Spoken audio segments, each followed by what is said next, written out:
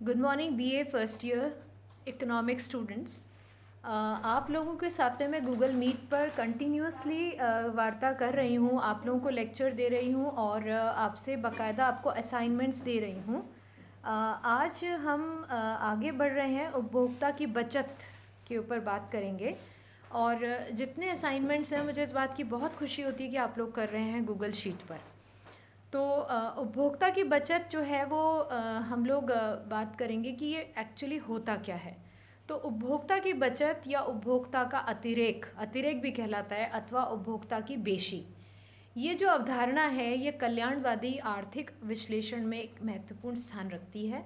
इस धारणा के संबंध में छुटपुट विचार प्रतिष्ठित अर्थशास्त्रियों ने प्रस्तुत किए थे। कुछ छोटे मोटे पहले मतलब शुरुआती तौर पर इन लोगों ने एक प्रयास किया था प्रतिष्ठित अर्थशास्त्रियों ने, जिसमें प्रोफेसर जेवंस ने इसके संबंध में कुछ निश्चित विचार रखा। और उसके बाद में एक फ्रांसीसी इंजीनियर अर्थशास्त्री थे, ड्यूपिट, आर जे ड्यूपिट। इन्होंने 1844 में 1844 में रेखा चित्र एवं गणितीय ढंग से उपभोक्ता की बचत की स्पष्ट व्याख्या का प्रयास किया था। और फ्लेमिंग जैकिन्स ने भी करारोपण के संबंध में उपभोक्ता की बचत के विचार का प्रतिपादन किया, उसका इस्तेमाल किया। किंतु उपभोक्ता की बचत की धारणा का क्रमबद्ध तथा वैज्ञानिक विश्लेषण करने का जो सबसे अधिक श्रेय है वो प्रोफेसर मार्शल को जाता है, जिन्होंने सन 1879 में अपनी रचना pure theory to domestic values में इसको सरल रूप में प्रस्तुत किया, तथा बाद में 1890 में अपनी पुस्तक प्रिंसिपल्स ऑफ इकोनॉमिक्स में इसकी विशद व्याख्या एवं क्रमबद्ध वैज्ञानिक विश्लेषण कर अर्थशास्त्र में इसे महत्वपूर्ण स्थान प्रदान किया।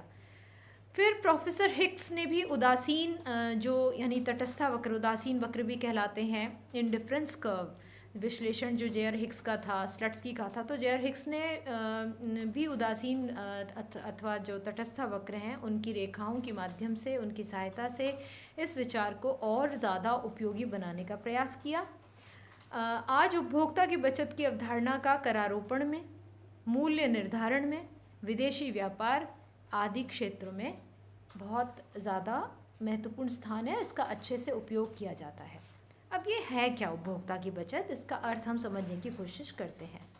हमारे दैनिक जीवन का व्यवहारिक अनुभव ये बताता है कि वस्तुओं या सेवाओं के क्रय के लिए जो कीमत हम देते हैं उससे कहीं अधिक उपयोगिता उन वस्तुओं और सेवाओं के प्रयोग से हमें प्राप्त होती है। उदाहरण के लिए जैसे नमक है, नमक है, पानी है, या पोस्ट कार्ड बहुत सस्ते सा मिलता है, दिया सलाई हम लेते हैं बहुत सस्ती मिलती है, बिजली क्योंकि गवर्नमेंट का इंटरफेरेंस होता है आजकल, तो खैर बिजली के बिल बहुत बड़े आते हैं, बट स्टिल बिजली बहुत गवर्नमेंट के इंटरफेरेंस से हमें आसानी से उपलब्ध रहती है। समाचार पत्र, ये सब जो हैं ये बड़ी आवश्यक दैनिक उपयोग की वस्तुएं हैं। इनकी उपयोगिताएं बहुत ज़्यादा हैं, इनकी कीमत से ज़्यादा इनकी उपयोगिताएं हैं। यदि ये वस्तुएं उपलब्ध ना हो तो हम जो मूल्य वास्तव में चुकाते हैं उससे कहीं अधिक मूल्य चुकाने को हम तैयार हो जाएंगे। तो एक तरीके से जो इनको बेचने वाले हैं उनकी मोनोपोली भी होती है, जैसे गवर्नमेंट की मोनोपोली है, एक अधिकार है कि वह मर्जिया जितना भी दाम ले सकती है बिजली के बिल में। जैसा कि माना पोस्ट कार्ड के 50 पैसे लगते हैं, हालांकि अब 50 पैसे नहीं लगते हैं पोस्ट कार्ड बावजूद इसके, लेकिन फिर भी पोस्ट कार्ड कंपैरेटिवली किसी समय में 50 पैसे का तो होता, अब बढ़ गया है। तो पर अगर पोस्ट कार्ड आसानी से न मिले, जिसमें हम आसानी से एक फटाफट चिट्ठी लिख देते हैं, आजकल पोस्ट कार्ड का महत्व नहीं है, तो ये उदाहरण आज कारगर नहीं है, आज प्रासंगिक नहीं है, क्योंकि हम अगर आजकल तो आप देखिए व्हाट्सएप है, व्हाट्सएप के ज़रिए हम इधर से उधर सूचनाएं संदेश भिजवा देते हैं। लेकिन उस ज़माने में जब पोस्ट कार्ड था तो उस समय अगर पोस्ट कार्ड आसानी से नहीं मिलता तो उसका अन्य विकल्प उस टाइम पे था नहीं, तो हम पोस्ट कार्ड के लिए 90 पैसे भी देने को तैयार हो जाते थे, और कई बार ऐसा होता था कि हम दे देते थे और वो 50 पैसे में उपलब्ध हो जाता। तो इस प्रकार हम ये कहेंगे कि जो उसका 90 पैसे में से अगर हम 50 पैसे जो उसका हम एक्चुअली पे कर रहे हैं वो पैसा अगर माइनस कर दें तो हमारे पास में 40 पैसों के बराबर जो बचत या अतिरेक का अनुभव होता है वही उपभोक्ता की बचत कहलाती है। इसको अंग्रेज़ी में अगर हम कहें तो यूँ कहेंगे कि what a consumer is willing to pay and what he actually pays का जो डिफरेंस है, what he is willing to pay यानी कि वो क्या पे करने के लिए तैयार है, क्या कीमत किसी भी वस्तु की क्या कीमत, what price he is willing to pay यानी कि वो क्या कीमत देने को तैयार है, तत्पर है, और वो क्या एक्चुअली पे करता है, उसके अंतर को हम उपभोक्ता बचत कहते हैं। अतः संभावित कीमत जो हम देने के लिए उद्यत हो सकते हैं और वास्तविक कीमत जो चुकाई जाती है, दोनों के अंतर को उपभोक्ता की बचत कहा जाता है, या उपभोक्ता का बेशी या उपभोक्ता का अतिरेक कहा जाता है। विभिन्न विद्वानों ने उपभोक्ता की बचत की अवधारणा को इस प्रकार से आप देखते जाइएगा, इस प्रकार से परिभाषित किया। जैसे प्रोफेसर मार्शल के शब्दों में अगर कहें तो वो कहते हैं कि किसी वस्तु के उपयोग से वंचित रहने की अपेक्षा उपभोक्ता जो कीमत किसी वस्तु के लिए देने को तैयार है और जो कीमत वह वास्तव में देता है, उसके अंतर को हम उपभोक्ता की बचत कहते हैं। और ये संतुष्टि की बचत भी कहलाता है, और ये संतुष्टि की बचत का ये आर्थिक माप कहलाता है। इसे उपभोक्ता की बचत ही कहते हैं। और प्रोफेसर मार्शल ने उपभोक्ता की बचत के विचार को अन्य स्थान पर निम्न शब्दों में भी व्यक्त किया, जैसे उपभोक्ता की बचत कीमत का वह आधिक्य है। उपभोक्ता की बचत कीमत का वह आधिक्य है जो उपभोक्ता किसी वस्तु के उपयोग से वंचित रहने की अपेक्षा देने को तैयार है या इच्छुक है, और जो कीमत में वास्तव में दे रहा है, उसके अंतर को हम उपभोक्ता की बचत कहते हैं। प्रोफेसर टॉजिंग हुए हैं अर्थशास्त्री, उन्होंने कहा कि समस्त उपयोगिता और समस्त विनिमय मूल्य को मापने वाली राशियों के अंतर को ही उपभोक्ता की बचत कहते हैं। प्रोफेसर पेंशन थे, उनके शब्दों में जो मूल्य हम दे देते हैं और जो मूल्य वास्तव में देते हैं, इसके अंतर को उपभोक्ता की बचत कहते हैं। तो ये इतने सारे अब जेके मेहता का आप सुन लीजिए एक बार। किसी वस्तु के उपभोग से प्राप्त संतुष्टि तथा उस वस्तु को प्राप्त करने में किए त्याग के अंतर को ही उपभोक्ता की बचत कहते हैं।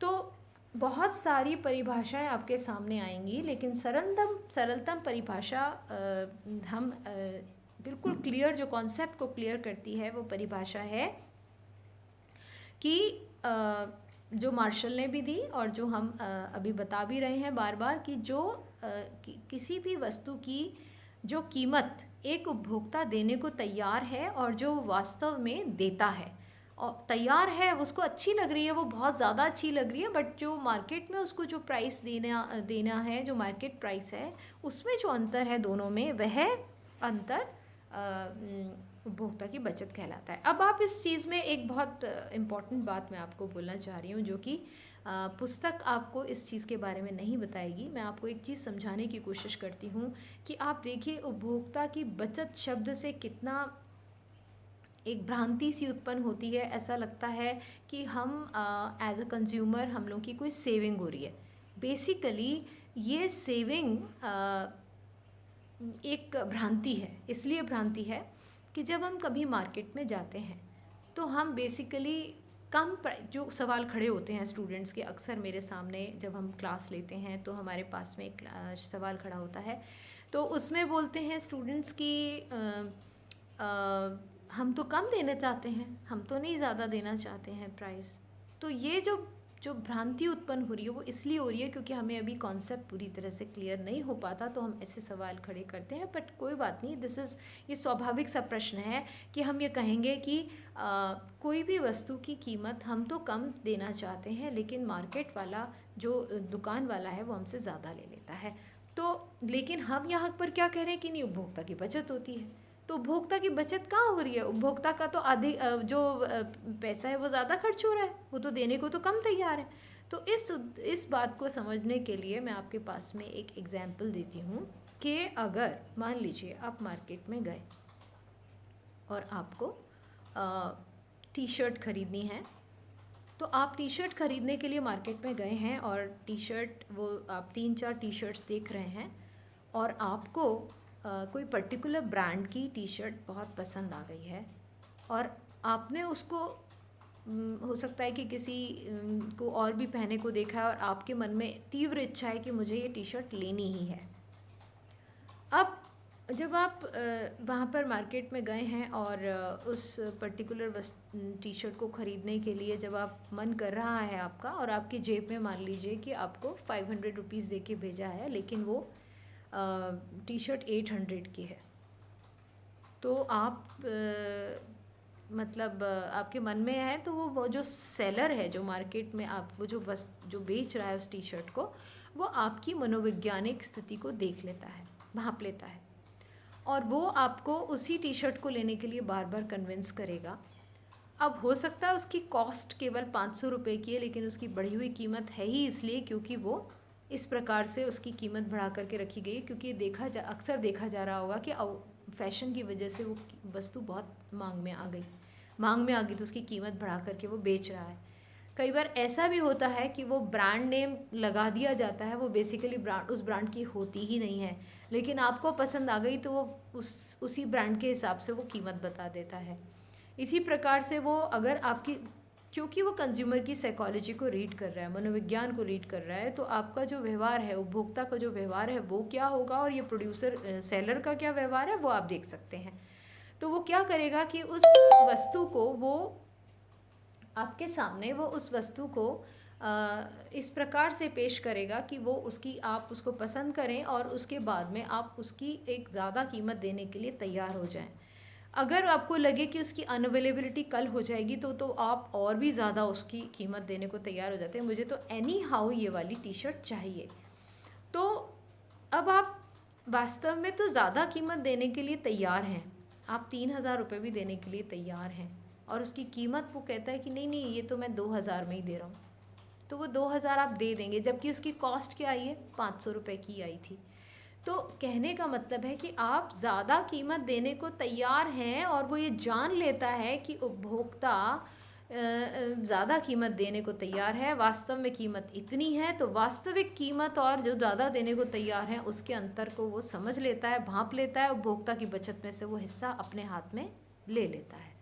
तो इसलिए ये उपभोक्ता की बचत नहीं है, बेसिकली ये प्रोड्यूसर या सेलर को ये चीज़ समझनी होती है कि मुझे कहाँ तो कीमत ज़्यादा ले लेनी है, किस उपभोक्ता से ज़्यादा कीमत ले लेनी है और किस उपभोक्ता से मुझको कम कीमत ले लेनी है। इस प्रकार का प्राइस डिस्क्रिमिनेशन, विभेद भी होता है। तो ये कंज्यूमर सरप्लस का कॉन्सेप्ट बहुत महत्वपूर्ण है। कंज्यूमर सरप्लस बेसिकली ये एक तरीके की भ्रांति सी उत्पन्न होती है इस नाम को सुन करके, लेकिन ये बेसिकली इसका तात्पर्य यह है कि जो उद्यत है, उपभोक्ता जो कीमत देने के लिए उद्यत है, यानी तैयार है, उसको कोई चीज़ बहुत अच्छी लग रही है और वास्तव में वो जो पे करता है, उसके बीच के अंतर को हम उपभोक्ता बचत कहते हैं। और गवर्नमेंट बिजली के मामले में, क्योंकि उसकी मोनोपोली है, नमक में वो प्राइस बढ़ा सकते हैं। मतलब ये जो बेसिक बहुत ही ज़्यादा आवश्यक वस्तुएं होती हैं जिनके बिना उपभोक्ता रह ही नहीं सकता, तो उन वस्तुओं की कीमत जो है वो बढ़ी हुई, उनकी कीमत बढ़ती ही इसलिए क्योंकि वो जान लेते हैं कि उपभोक्ता की बचत हो रही है, यानी कि उपभोक्ता देने को तैयार ज़्यादा है और हम कम कीमत ले रहे हैं, तो वो इसी कारण से कीमत को बढ़ा देते हैं। तो अब आपको समझ में आया कि उपभोक्ता की बचत का जो कॉन्सेप्ट है वो किस तरह से महत्वपूर्ण है। उपभोक्ता की बचत की अवधारणा उपयोगिता विश्लेषण का एक बहुत महत्वपूर्ण हिस्सा है। हाँ, हम किसी भी वस्तु का क्रय तब तक करते जाते हैं जब तक कि उस वस्तु से मिलने वाली सीमांत उपयोगिता उसके लिए दिए जाने वाले द्रव्य की सीमांत उपयोगिता से अधिक है। तो हम तब तक उस वस्तु से मतलब उस पर व्यय करते जाएंगे। जो हमने इक्विमार्जिनल यूटिलिटी कॉन्सेप्ट भी पढ़ा था तो उसमें यही बात हो रही थी। तो अतः प्राप्त उपयोगिता और किए गए त्याग को द्रव्य के रूप में व्यक्त किए जाने पर उसके अंतर का योग उपभोक्ता प्राप्त उपयोगिता और किए गए त्याग को द्रव्य के रूप में व्यक्त किए जाने पर उसके अंतर का योग उपभोक्ता की बचत बताता है। उदाहरण के लिए माना कि ए आमों का उपभोग करना चाहता है। बाजार में आम का भाव 30 पैसे प्रति आम है। उपयोगिता ह्रास नियम के अनुसार जो ए आमों का उपभोग करता जाएगा त्यों बाद में आने वाली इकाइयों की सीमांत उपयोगिता गिरती जाएगी और अंत में एक ऐसी स्थिति आ जाएगी कि ए को आम से मिलने वाली सीमांत उपयोगिता तथा उसके द्वारा दिए जाने वाले द्रव्य की सीमांत उपयोगिता के बराबर होने पर वह आम की और इकाइयाँ नहीं खरीदेगा, पर इस सीमांत इकाई से पहले खरीदे गए आमों से ए को जो अधिक उपयोगिता प्राप्त हुई है उनका योग उपभोक्ता की बचत कहलाएगा। अब इसको हम, आपको अभी मैंने थ्योरेटिकल बताया, लेकिन अब अपन इसको टेबल से समझते हैं। टेबल से हमें बात कॉन्सेप्ट ज़्यादा समझ में आएगा। हम एक टेबल बना रहे हैं जिसमें 4 कॉलम्स हैं, आमों से प्राप्त उपभोक्ता की बचत। अब हमने पहले कॉलम में क्या लिया है, आम की इकाइयाँ, फिर दूसरे में क्या लिया है, आमों की प्राप्त सीमांत उपयोगिता अर्थात वह कीमत जो उपभोक्ता देने को तैयार है। फिर तीसरे में अपन ने लिया है आमों की बाज़ार में कीमत अर्थात जो कीमत उपभोक्ता वास्तव में चुकाता है, और फिर हमने लिया है उपभोक्ता बचत पैसों में। ये सब पैसों में है, आमों की सीमांत उपयोगिता को भी हमने पैसों में कर रखा है, आमों की बाज़ार कीमत भी पैसों में है और उपभोक्ता बचत भी पैसों में है। अब आप देखिए पहला जो आप देखिए फर्स्ट इकाई में वो 100 पैसों की सीमांत उपयोगिता उसके लिए, वो पहली इकाई वो 100 पैसा देने को तैयार है। दूसरे में वो 90 पैसे देने को तैयार है, फिर 70 पैसे, फिर 50 पैसे, फिर 30 पैसे। ये उपयोगिता ह्रास नियम के आधार पर हमने बनाया। और आमों की बाज़ार में कीमत कितनी है, वो फिक्स 30 पैसा कर रखी है।